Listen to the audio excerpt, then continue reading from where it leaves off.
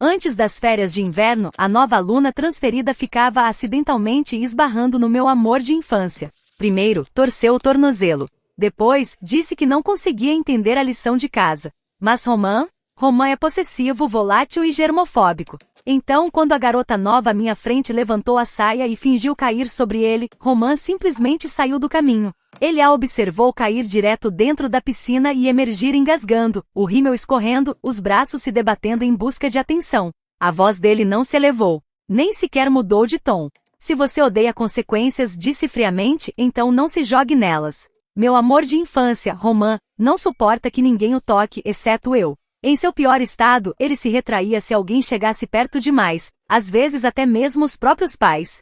E a única coisa que já impediu o temperamento dele de partir o mundo ao meio fui eu. Nós nos conhecemos no 8º ano. Eu era filha da governanta, estudando em um colégio preparatório de elite com bolsa e pura teimosia. Roman era o jovem mestre, o ar ao redor de quem todos andavam na ponta dos pés, como se ele fosse uma arma adormecida. No meu primeiro dia, passei pelo ginásio usando a saia do uniforme quando algum idiota assobiou para mim. Roman pegou uma cadeira dobrável de metal como se não pesasse nada e a arremessou. Não acertou o garoto. Roman não era descuidado, mas caiu perto o suficiente para deixar o recado claro. Em uma escola cheia de herdeiros mimados, Roman estava em outro nível. Olhos avermelhados, selvagem, pronto para enfrentar o time inteiro de lacrosse sem sequer piscar. Eu não gritei. Não corri. Apenas disse o nome dele uma vez. Roman. Ele congelou. Como se alguém tivesse desligado um interruptor, a fúria drenou do corpo dele. Ele se virou para mim com uma expressão que não era raiva,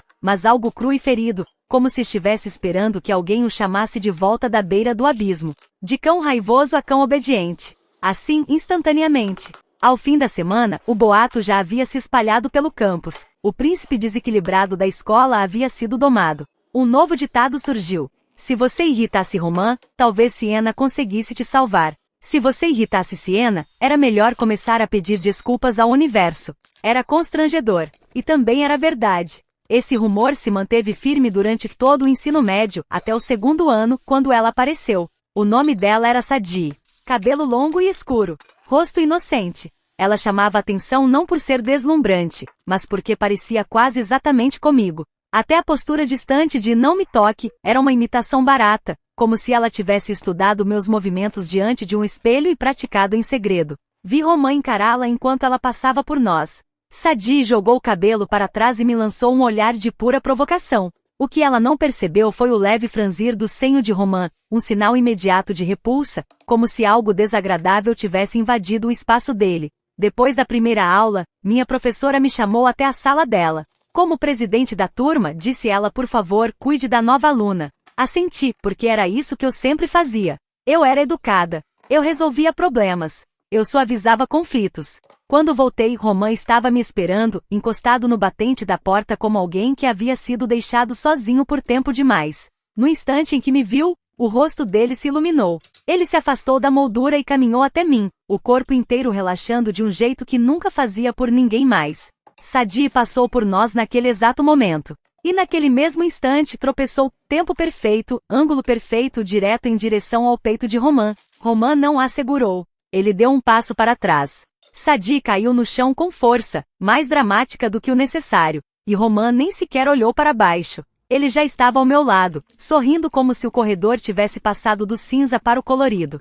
E aí? Perguntou, como se nada mais existisse. A professora precisava de algo, respondi. No chão, Sadie recitou suas falas com um timing impecável. Olhou para cima, olhos úmidos, voz trêmula na medida exata para soar indefesa. Siena, eu acabei de chegar. Eu não fiz nada com você. Fiz. Por que você faria isso? Alguns alunos diminuíram o passo. Cabeças se viraram.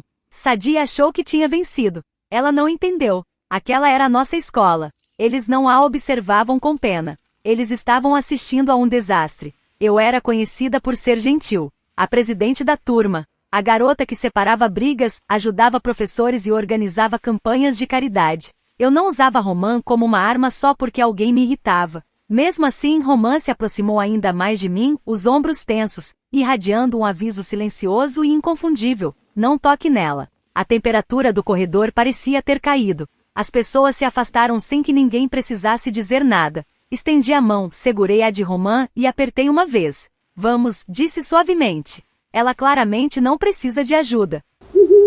Instantaneamente a tensão se rompeu, como se a única coisa que o mundo de Romã estivesse esperando fossem nossas mãos entrelaçadas. Ele encarou nossos dedos como se fossem a prova de que a realidade ainda estava intacta. Naquela escola, o almoço era apenas uma pausa rápida, a maioria dos alunos voltava aos dormitórios para cochilar. Eu precisei retornar à sala para pegar um livro que havia esquecido. No caminho, passei pelo pátio atrás do refeitório e ouvi vozes. Então ouvi meu nome. A Siena é tão, ela está sempre atrapalhando, alguém murmurou. Você precisa dar um jeito de se livrar dela. Eu parei. Sadie estava sentada em um banco, comendo de uma marmita. Ela estava completamente sozinha. Então ouvi outra voz, plana, mecânica, calma demais para ser humana. Parecia vir de lugar nenhum e de todos os lugares ao mesmo tempo. Ganhe mais pontos de conquista, disse a voz. Fiquei imóvel. Sadie cutucava a comida franzindo a testa. Você disse que a rainha de gelo era o tipo dele. Por que ele não está se apaixonando por mim?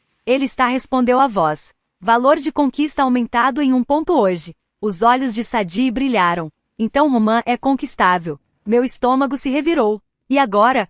Ela perguntou. Essa coisa de garota inocente não está funcionando. Então mude de tática, disse a voz. Homens gostam de novidade. Siena é fria.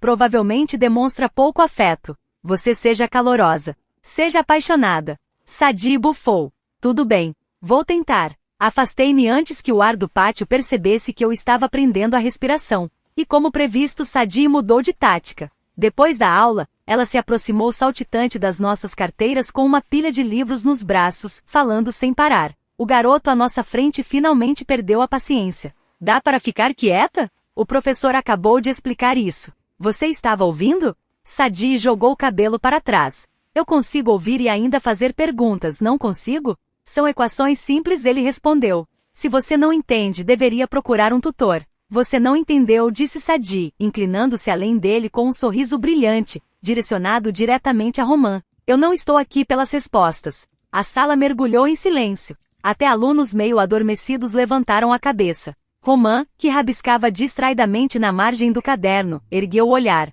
Os olhos dele pousaram em Sadie. Em seguida deslizaram até mim. Ele esperou. Esperou permissão. Virei o rosto para a janela, fingindo indiferença. Ouvi o maxilar dele se contrair. A voz de Romã desceu fria e contida. Eu não te conheço, disse. Vai embora. O sorriso de Sadie vacilou, mas ela insistiu, inclinando-se ainda mais, como se não compreendesse limites básicos. Romã pegou o livro mais próximo e o arremessou, não nela, mas com força suficiente para que atingisse a parede ao lado do quadro, produzindo um estalo seco que fez metade da sala estremecer. Você não entende o básico da língua, disse ele.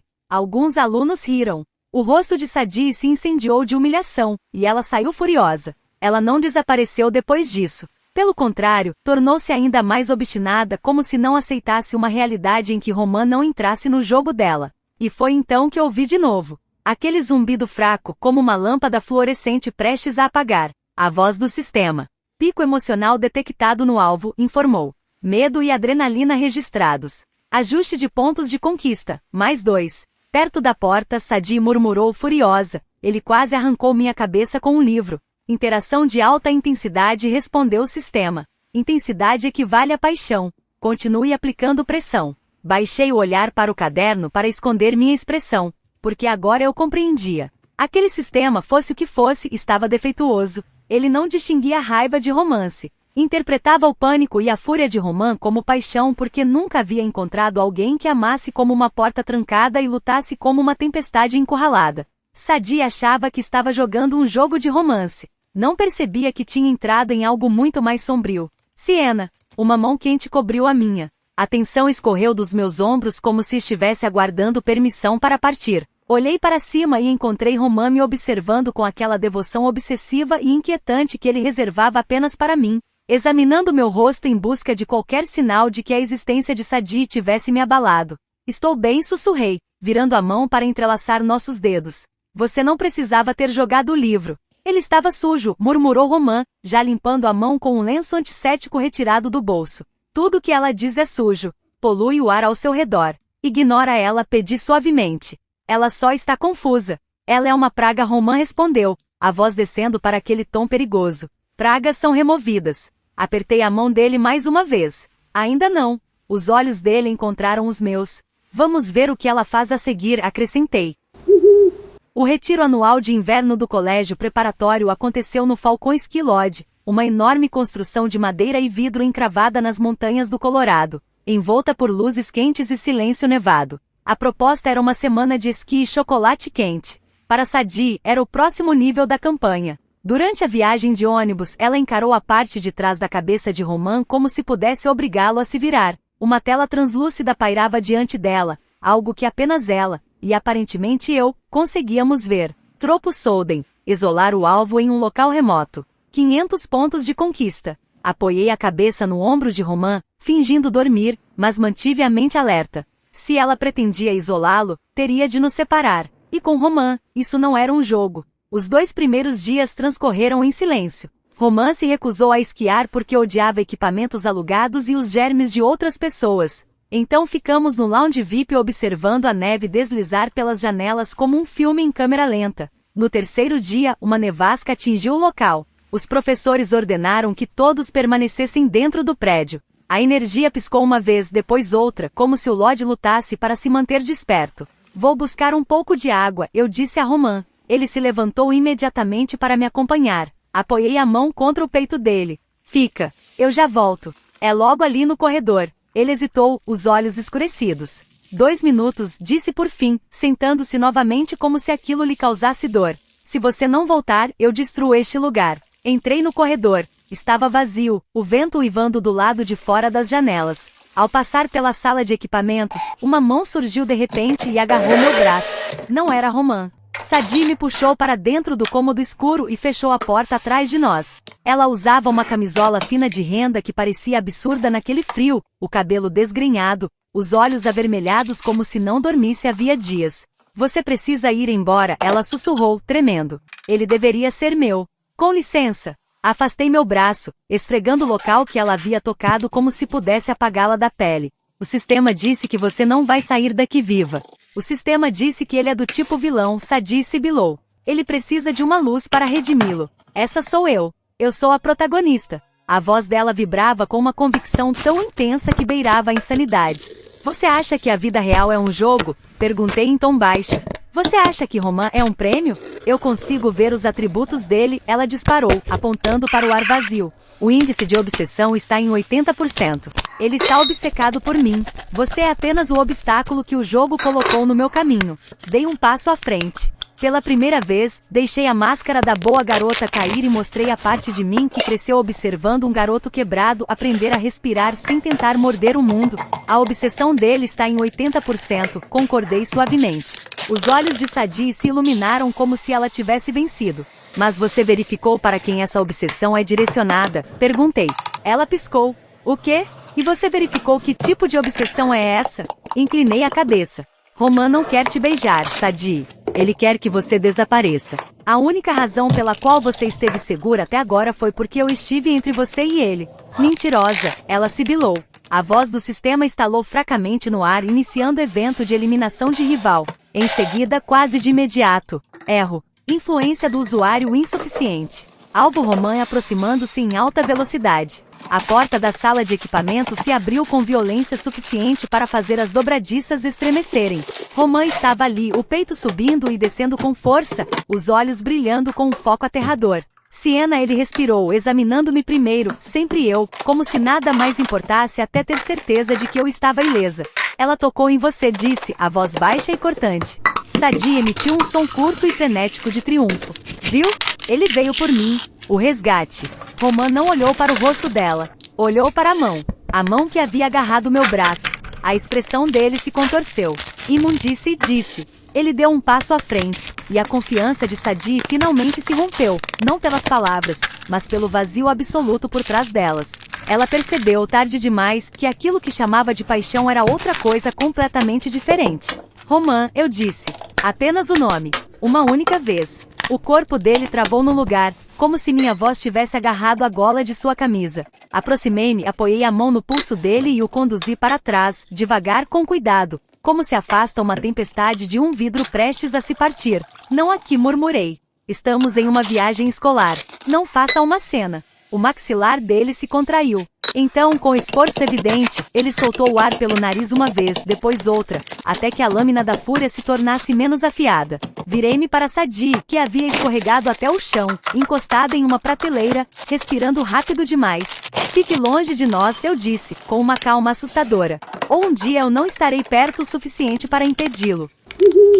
Depois do recesso de inverno, Sadie mudou. Ela deixou de ser animada.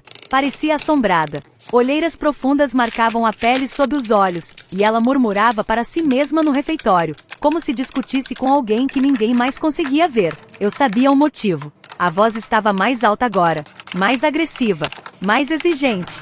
Missão fracassada. Pontos de conquista sendo deduzidos. Status atual crítico. Punição ao usuário iminente. O tempo dela estava se esgotando. E o desespero torna as pessoas imprudentes. Tudo explodiu na festa da piscina de fim de ano. A escola alugou um enorme centro aquático coberto, saturado de cloro e perfume caro. Eu usava um vestido azul discreto.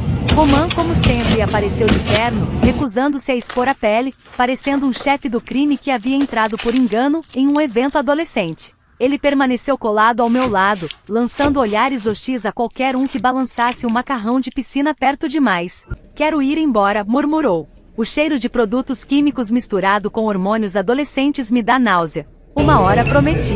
Depois vamos para casa assistir a filmes. Ele me analisou por um instante. Promessa. Promessa.